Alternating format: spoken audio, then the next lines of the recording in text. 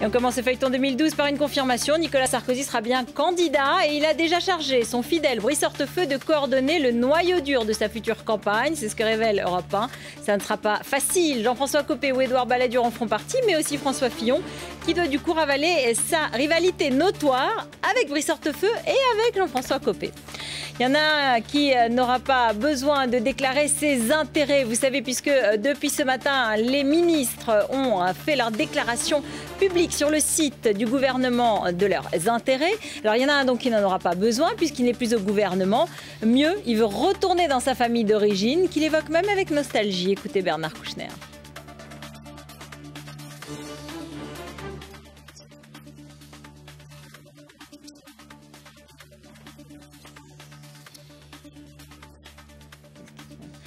Voilà, on va rester à gauche avec vous, Benjamin Oulassen. Bonsoir. Puisqu'on parle de François Hollande, lui qui est aussi bel et bien parti en campagne. Il a rencontré notamment aujourd'hui Mahmoud Abbas, le président de l'autorité palestinienne.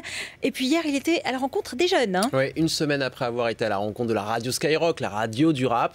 Eh bien hier, il est allé au festival de musique du Printemps de Bourges. Et évidemment, il a parlé musique. Écoutez. J'aime bien Jordana. J'aime bien Zaz. Alors vous allez me dire, c'est plutôt des voix féminines. C'est vrai.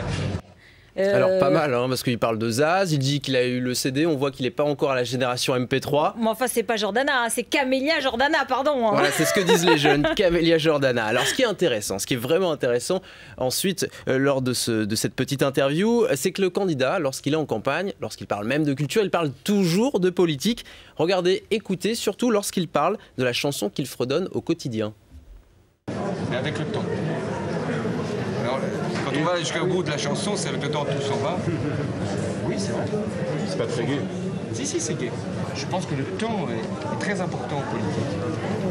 Et donc, il faut utiliser bien le temps. Celui qui gagne ou celle qui gagne, c'est celui ou celle qui gère le mieux le temps. Oui, ça me rappelle quelque chose. Ah oui, savoir gérer le temps, c'était une phrase d'un célèbre président de la République. C'était donc celle de François Mitterrand. Donner du temps au temps. Ouais. Autre élément qui vous a frappé aujourd'hui, c'est ce temps un peu dur pour les experts et les spécialistes de tout genre. Ouais, et les deux rivaux de 2007... Ségolène Royal et Nicolas Sarkozy ont en ce moment un petit point commun. Ils n'aiment pas trop les commentateurs, les experts. Écoutez.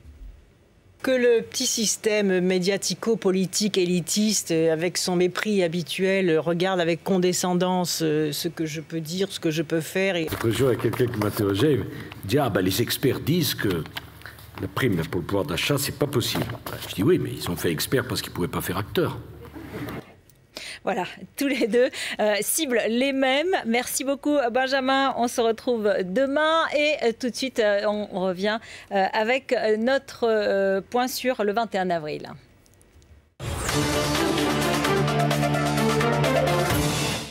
Voilà, on va reparler du 21 avril, 9 ans après. Des jeunes lancent un appel pour qu'il n'y ait pas une réplique du 21 avril 2002. Le constitutionnaliste Didier Mauss est avec nous et on sera en direct avec la représentante du mouvement des jeunes socialistes. À tout de suite.